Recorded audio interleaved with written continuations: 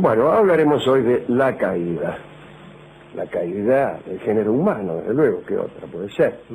También puede ser la caída de los dioses, la caída de los ángeles rebeldes, la caída del dólar. Pero en este caso es la caída que nos precipitó desde el paraíso a este mundo, a este salón de actos del Hotel Bauer.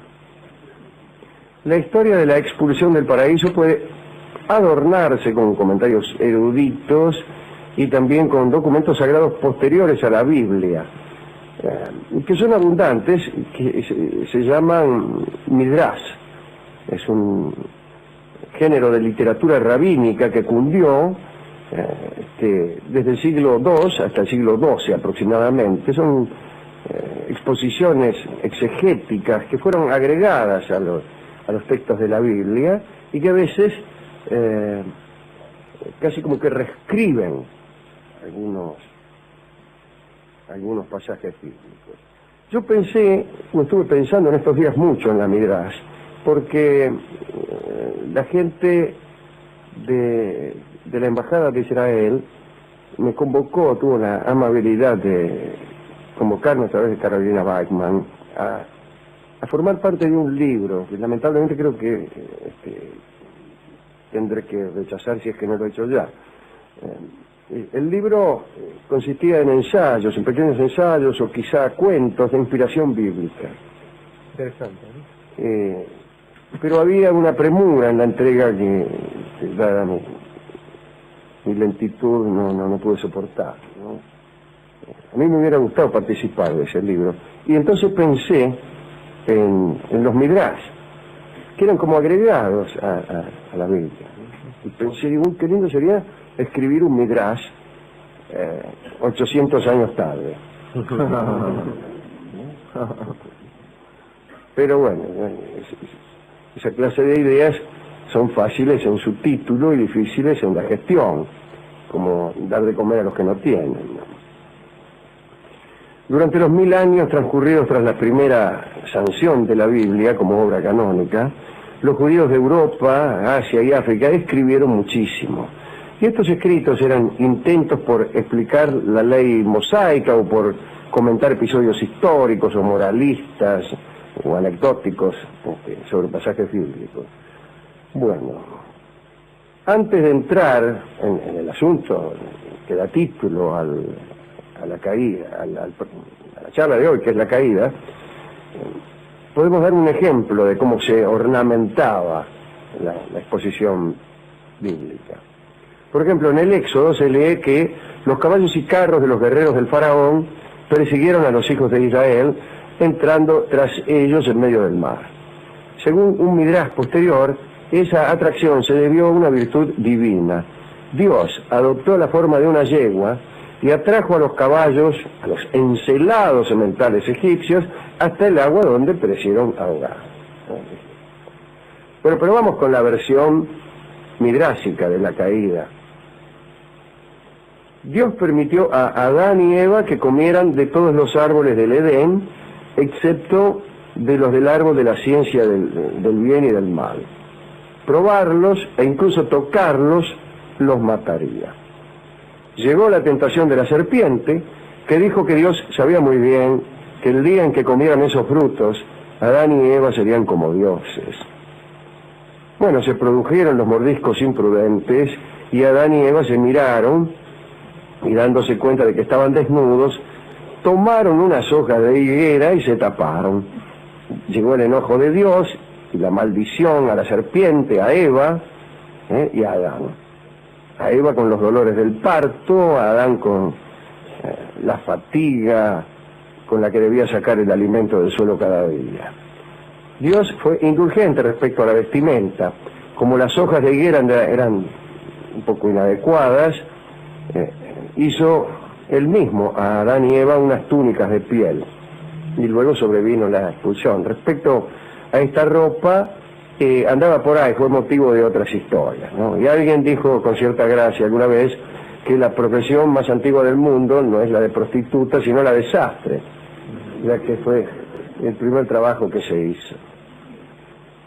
Hay un midrash, ¿no?, sobre la obra de Dios en la creación, atribuido a Eliezer ben Hircanos, un sabio palestino que vivió en el siglo II, y cuenta lo siguiente acerca de la tentación. Es decir, lo que contamos antes es lo clásico, y lo que viene ahora es la versión midrásica. La serpiente, siempre mentirosa, empujó a Eva con rudeza contra el árbol de la ciencia, le encajó un empujón y le dijo: ¿ves? No has muerto después de tocar el árbol, ni moriréis después de comer su fruto. Los seres anteriores siempre son gobernados por los posteriores. Tú y Adán, que fuisteis creados los últimos, gobernáis el mundo. Comed y sed sabios, para que Dios no envíe nuevos seres que usurpen vuestro gobierno. Eso fue lo que hizo la serpiente. La verdad es que tras el empujón, cuando los hombros de Eva rozaron el árbol, ella vio que el ángel de la muerte se acercaba. Ya lo vio. Y tuvo lugar una reacción amorosa que aparece velada en el Génesis. Eva gritó que iba a morir y que por lo tanto Dios daría a Adán una nueva mujer. Y decidió convencerlo para que comiera con ella, de modo que murieran juntos. Eva tomó un fruto y comió, y luego, llena de lágrimas, suplicó a Adán que la acompañara en su desventura. Dice el Midrash que después de que Eva comió, a Adán le sorprendió la desnudez de la mujer, porque su piel exterior, una lámina de luz pulida como la uña de un dedo, había desaparecido. Pero aunque la belleza de su cuerpo interior, brillante como una perla blanca, lo encantó, luchó durante largo tiempo contra la tentación de comer y unirse a ella. Mientras cavilaba, tenía el fruto en la mano.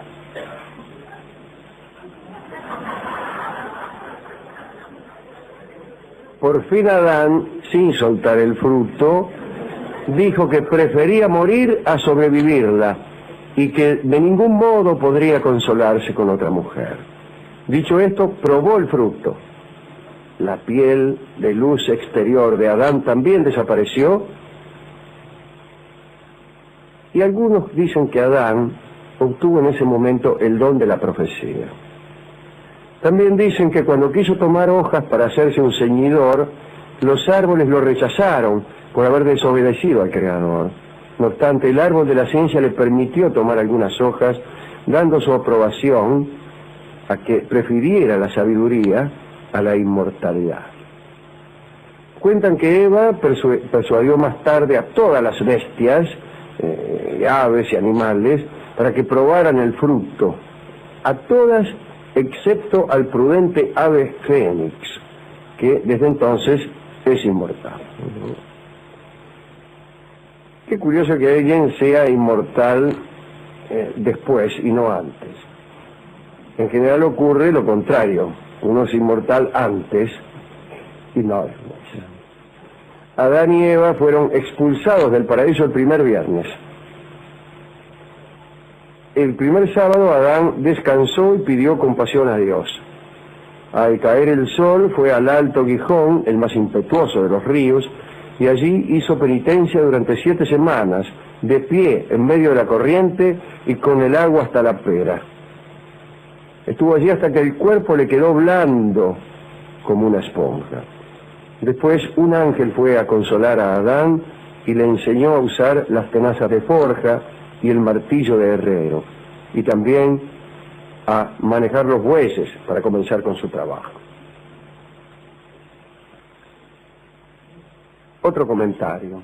El relato del Génesis, en que las labores agrícolas constituyen una maldición impuesta al hombre, ¿no?, esto por causa, qué sé yo, de la curiosidad o la desobediencia, expresa de forma mítica un antiguo punto de vista mediterráneo que consideraba el trabajo físico una tarea fatigosa y poco laudable.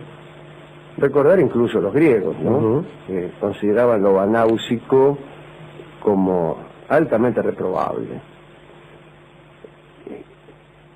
Todo lo que se hacía con la mano, incluso cosas artísticas, era despreciado.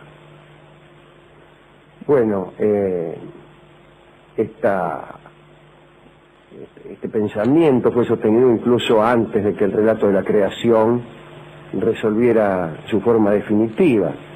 Y ahí tenemos nada menos que a Hesíodo, que fue el primer escritor que consideró a la agricultura un mal impuesto a la humanidad por dioses despiadados, así lo dice él mismo en Los Trabajos y los Días. Contemos para terminar una posible fuente de la caída del hombre, de la versión nuestra, digamos, la versión judeo-cristiana. Se trata del mito acadio de Adapa, descubierto en una tablilla de Tel el Amarna, la capital del faraón Akenatón, el faraón hereje. Adapa, hijo de Ea, dios babilónico de la sabiduría, fue atacado mientras pescaba por un pájaro. Y él, mientras luchaba, le rompió un ala al pájaro. Pero el ave resultó ser el viento del sur. Ea, el dios, llamó a su hijo Adapa para que le explicara su violencia y le advirtió que por haber disgustado a Anu, el rey del cielo, los dioses le ofrecerían la comida y la bebida de la muerte. Y le dijo, guarda que te van a ofrecer la comida y la bebida de la muerte. Sé piola y rechazala. Le dijo eso Ea, el dios de la sabiduría, a su hijo Adapa. Pero Anu se enteró de esta revelación indiscreta, se enteró de que Ea le había dicho a su hijo, guarda que te van a dar la comida de la muerte. Y entonces hizo que los dioses ofrecieran a Adapa no la comida de la muerte, sino el pan y el agua de la vida. Y Adapa, cumpliendo la orden de su padre, los rechazó y se perdió de aquel manjar de los dioses. No solo eso, Adapa, que como hijo de divinidad tenía algunas potestades, fue lanzado a la tierra como un mortal cualunque. Esta historia proporciona el tema de la disputa entre Dios y la serpiente acerca de las potestades de los frutos del árbol de la ciencia. Y después hay centenares de visiones, algunas de ellas deliciosas, acerca de esta lucha entre el saber y la obediencia. De modo tal que casi uno da en pensar que el saber está relacionado con la desobediencia y con la heterodoxia, y aún con lo demoníaco, según algunos sostienen. La historia de Odín entregando un ojo en la fuente de Mimir a cambio de la sabiduría da cuenta de que para muchas civilizaciones no había bien más preciado que ser sabio. Y las prohibiciones, las restricciones, el establecimiento de secretos, el establecimiento de regiones tabuadas, da cuenta también de un deseo de las divinidades de evitar que los indiscretos tuvieran acceso al conocimiento. Sobre eso se ha escrito tanto que es delicioso redundar y encontrarse una y otra vez con esta estructura. El hombre interesado en acceder a un saber y las fuerzas interesadas en custodiarlo. Interesantísimo. Hay quien dice también que a veces, no habiendo ningún saber que custodiar, conviene establecer una custodia solo para fingir un conocimiento que no existe. ¿A quién quiere dedicar usted esta charla? Me gusta esta estructura que usted planteaba recién, Alejandro, que lo que deja como mensaje más que nada es que ciertas cuestiones del saber, ciertas cuestiones del conocimiento uno no se las puede llevar por delante, porque sí, sino que es bueno que tengan un precio, ¿sí? Y que alguien esté dispuesto a pagarlo. Esto que se veía como la iniciación a ciertas doctrinas, bueno, hay un precio que pagar y uno tiene que estar muy dispuesto, como lo estuvo Odín, como lo estuvo Adán, que se le parece sonoramente, ¿no?, en esto de elegir la sabiduría, la inmortalidad, o el amor a la inmortalidad. Eso es un pensamiento que me parece que hay que remarcarlo a cada momento. primero que la sabiduría es un bien preciado y segundo que hay que hacer un esfuerzo para conseguirlo. Esto creo que debería formar parte del juramento de los ministros de Educación.